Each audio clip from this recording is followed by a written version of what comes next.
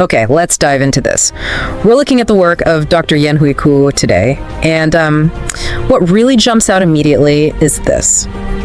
Well, it seems like an unbelievable combination. Right, you've got high-level finance, complex data analysis. Exactly. And then right alongside that, actually integrated with it, is Eastern philosophy. It's definitely not something you hear every day. Not at all. And it's not just theoretical. I mean, the example that really catches your eye is how he reportedly used customs data analysis to achieve something like a 90% drug interception rate. Within 6 months, yeah.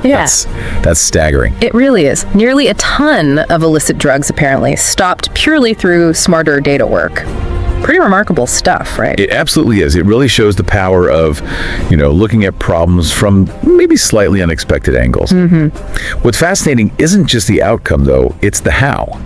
Applying that kind of rigorous analysis to such a concrete real-world problem and getting those kinds of results. Exactly, and it's not confined to law enforcement either. Dr. Kuo consults across finance, ESG, that's environmental, social governance stuff, and global supply chain management. Okay. But the really unique twist, the thing that makes his approach stand out, is how he blends these very modern, data-heavy fields with insights from, well, ancient Eastern wisdom. You mean things like the I Ching? Yeah, the I Ching, the Book of Changes, and even Sun Tzu's The Art of War.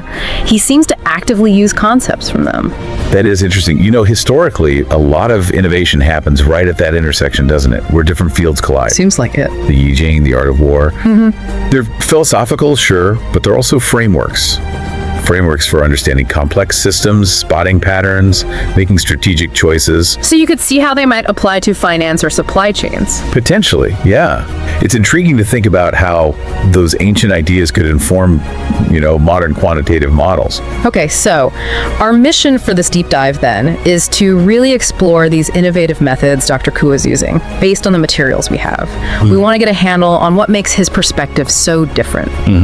And crucially, what can our listeners maybe take away from this? Any insights for tackling their own complex challenges? Right. Because it's clearly practical. Definitely. I mean, he published this stuff in the World Customs Journal, the details about the data-driven enforcement, that nearly 1-ton drug seizure. It really grounds it in reality. It does raise a key question, though, doesn't it? How do you actually bridge that gap between, say, abstract philosophical ideas and a concrete 90% drug interception rate? Good point. There must be a very specific, very practical methodology there worth digging into. Absolutely. Here, let's start with the data science part. His expertise in predictive modeling seems core to everything. Extracting trends, finding insights in huge data sets. Yeah, that seems foundational. That drug interception rate is the perfect example. I mean, what kind of data analysis techniques do you think are involved there to get that kind of result from just customs data?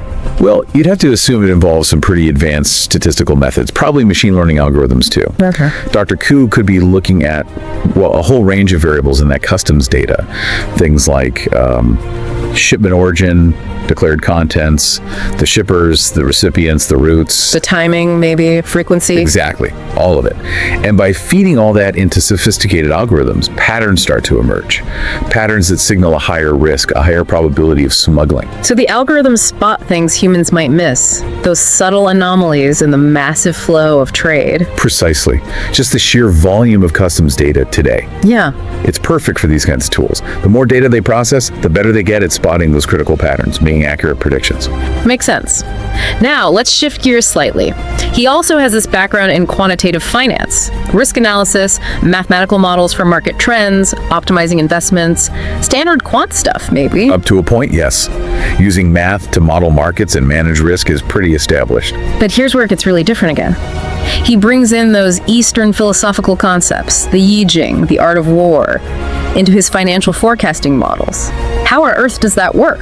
Yeah, this is where it's truly distinctive, isn't it? The I Ching, the Book of Changes. Yeah. It's fundamentally a system for understanding change, patterns of change, interconnectedness, visualized through those hexagrams. Okay. So maybe instead of trying to predict one specific market event with, absolute certainty. Which is impossible anyway. Right. Maybe he uses the I Ching's framework to sense shifts in underlying sentiment, or the interplay between factors that a purely quantitative model might not fully capture. It's about understanding the dynamics. Okay. So less about just the numbers in isolation, more about the sort of qualitative forces driving things. That could be a key part of it. And then the art of war. Well, that offers timeless strategic principles, right?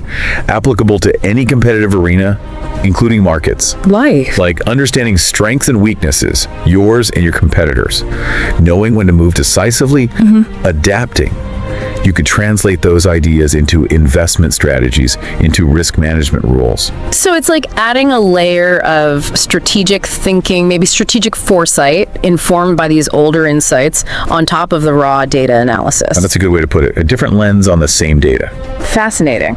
Okay, let's move on to ESG and sustainability. This seems like another big focus area for him, helping companies not just tick boxes, but really integrate sustainable and ethical practices. Yes, and what seems important here is his view that sustainability isn't just about compliance or cost. Right. He sees it as an opportunity. Exactly. An opportunity for creating long-term value while also minimizing environmental harm. He seems focused on helping companies really embed these ESG principles into how they actually do business. And the materials mention specifics, like carbon management strategies, ethical business practices, assessing social and environmental risks. How might his unique background apply there? Well, take carbon management. He could use his data skills to help companies accurately measure their footprint, pinpoint where reductions are most needed. Find efficiencies. Right. And maybe explore options like renewables or offsets. Yeah. For ethical practices, maybe analyzing supply chains, using data to check labor standards, ethical sourcing, strengthening governance frameworks. Okay. And for risk assessment, identifying those potential weak spots in operations or supply chains that could lead to, negative social or environmental impacts, and then developing ways to mitigate those risks proactively. It sounds very holistic, really weaving sustainability into the company's DNA, not just having it as a separate report. Seems like that's the goal. He also does a lot with global supply chain optimization, identifying inefficiencies, boosting resilience, which, gosh, in today's world feels more critical than ever. Oh, absolutely. Global supply chains are incredibly complex systems, and they're vulnerable to so many disruptions. Geopolitics, trade issues, natural disasters, pandemics. You name it.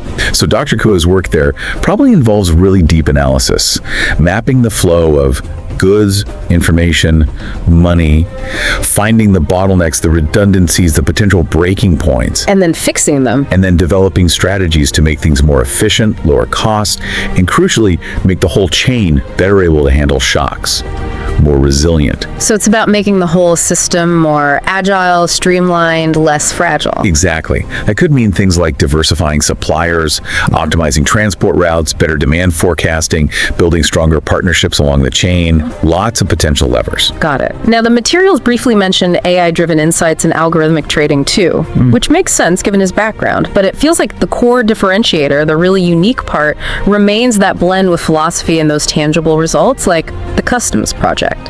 I agree.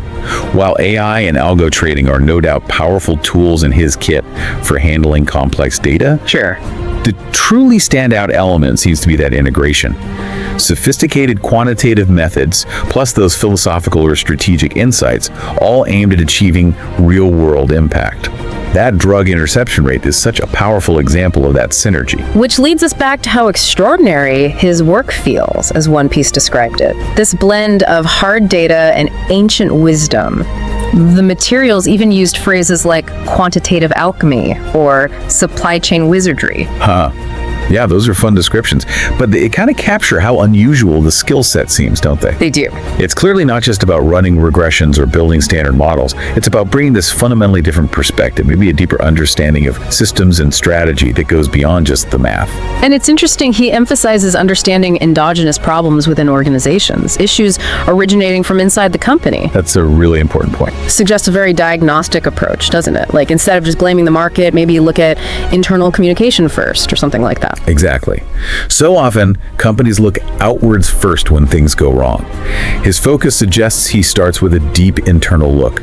Are there inefficiencies, misaligned strategies, outdated processes causing the trouble? Which probably leads to more lasting solutions. Actually, yes. Addressing the root cause. His consulting approach also sounds very practical, very client-focused, tailored, affordable services, focusing on things like financial projections, market research, even helping find grants. Yeah, that commitment mentioned, customer satisfaction, quality, affordability, confidentiality, that's commendable. It suggests an approach that's not just effective, but also accessible and trustworthy. And the grant exploration bit is interesting too. Funding is always a hurdle. Definitely a big value add for many clients. And one last small detail, but maybe revealing in our digital age. Preferring initial contact via email for security.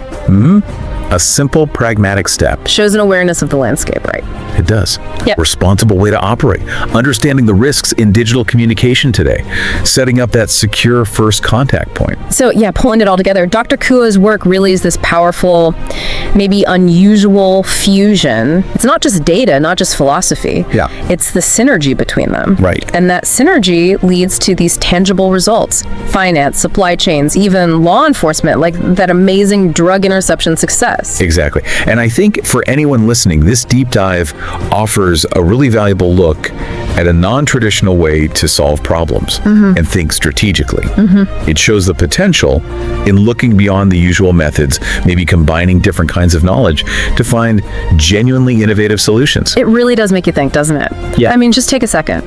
Consider your own field, your own interests. Are there seemingly unrelated areas of knowledge that could have combined, spark something new? A fresh perspective. Exactly. Dr. Kuo's work is a powerful reminder that looking at challenges through multiple lenses, analytical and maybe philosophical or strategic, can be incredibly effective. Might unlock solutions you wouldn't otherwise see. It's a great point. And if people are intrigued by his specific methods, maybe the customs work detailed in the World Customs Journal. Yeah. Well, a search for his publications could offer even deeper insights into this really fascinating intersection of disciplines. Good suggestion. And ultimately, I think this whole discussion is just a great reminder for all of us, really, to stay curious, keep learning. Make an open mind. Keep an open mind when we face complex problems. Because there's rarely just one way to see things, right? And sometimes the best solutions, the truly innovative ones, come from the most unexpected combinations of wisdom and data.